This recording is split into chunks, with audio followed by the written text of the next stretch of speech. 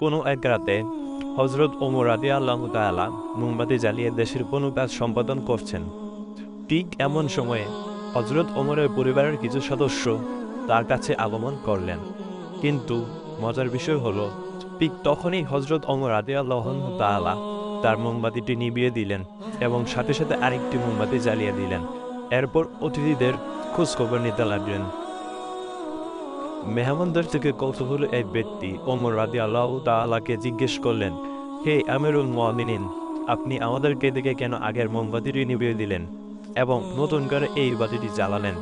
খলিফা হযরত ওমর বলল, আগের মোমবাতিটি ছিল রাষ্ট্রীয় সম্পদের, আমি এই বাতিটি দিয়ে রাষ্ট্রীয় কাজ করতেছি। কিন্তু তোমরা আমার আত্মীয়, তোমাদের সাথে আমার ব্যক্তিগত অনেক কথাই হবে, আর আমার নিজের জন্য আমি জনগণের কোনো সম্পদ ব্যয় করতে পারি না, আর এসব সম্পদের বিষয়ে আল্লাহর কাছে আমাদেরকে জবাবদিহি করতে হবে। তাই তোমাদেরকে দেখে আমি ওই মোমবাতিটি জ্বালিয়ে দিলাম। হযরত ওমরের এই জবাবে তার মেহমানরা অবাক হলেন, কারণ তারা এসেছেন আত্মীয়তার সুযোগে কোনো সুবিধা লাভ করার জন্যে। কিন্তু তার এই জবাবে তারা হতভম্ব হয়ে আর কোনো আবদার রাখতে পারেনি, কারণ সামান্য মোমবাতি নিয়ে পরিবারের মধ্যে এত সতর্কতা, এত সাবধানতা, যা দেখে তারা আর কোনো কিছু বলতে সাহস পেল না। অন্য এক সময় একজন লোক খলিফার কাছে এসেছে অবৈধ সুবিধা নিতে।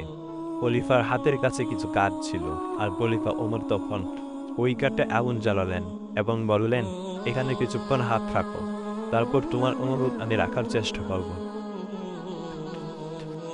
এই কথা শুনে লোকটি অবাক হল এবং ভয় পেল। এরপর বলল যে, স্থানে আগুনে হাত রাখলে তো হাত পোড়া যাবে।